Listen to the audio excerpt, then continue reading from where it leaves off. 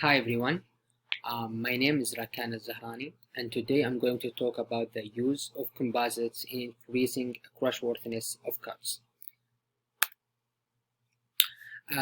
First of all, I'm going to talk about the idea behind it, or why do I choose this topic. Basically, a background of the presentation. The crashworthiness is the measure of ability of a vehicle to protect its passengers. It's either increased by introducing crumble zones or by using materials with better energy absorption properties.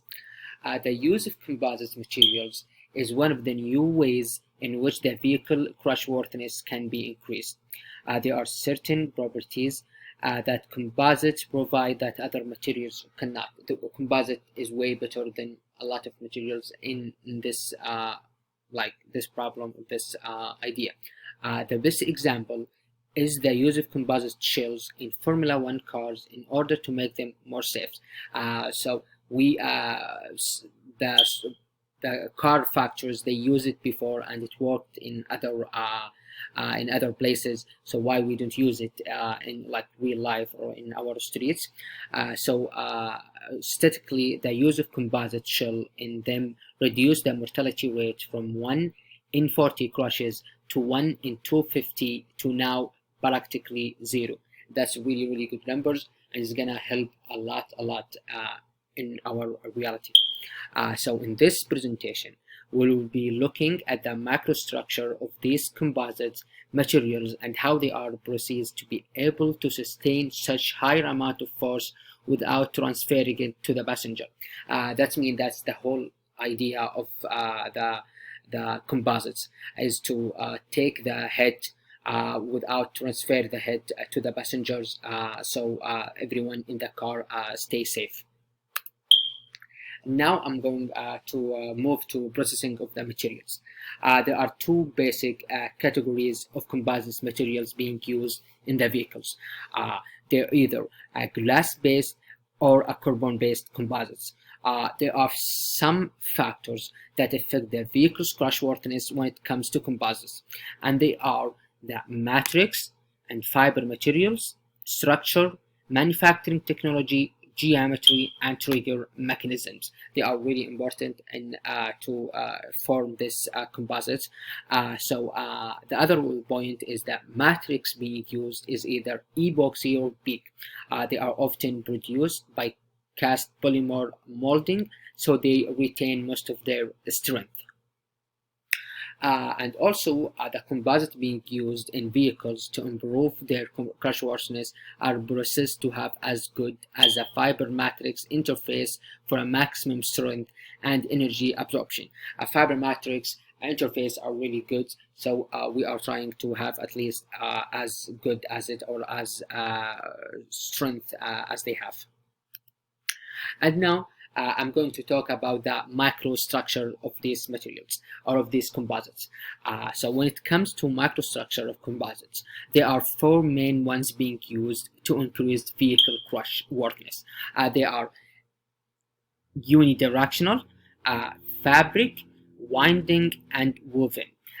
The figure, which is the one in the right, you can see it, is shows the crossplay or woven composites, and it's done in a way to increase its functionality.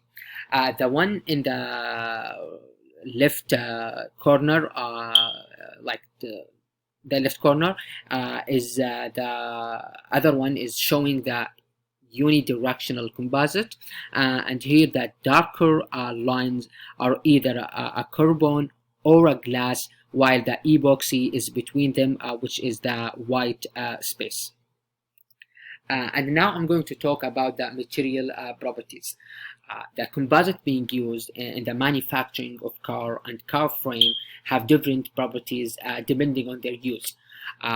For example, the composite being used in frame of the car are designed to have low coefficient of thermal expansion and better ability to absorb force and dissipate it.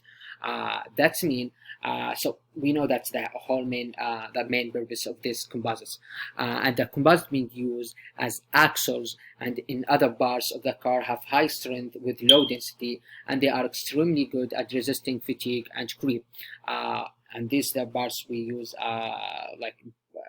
in the top of the car or in the between. And now I'm going to talk about the materials processing microstructure property relationship. The processing of materials have a direct relationship with the microstructure properties. For example, the epoxy peak matrix with a carbon as a composite material with a unidirectional arc structure will have a strength in one direction but will crumble if the force is lateral.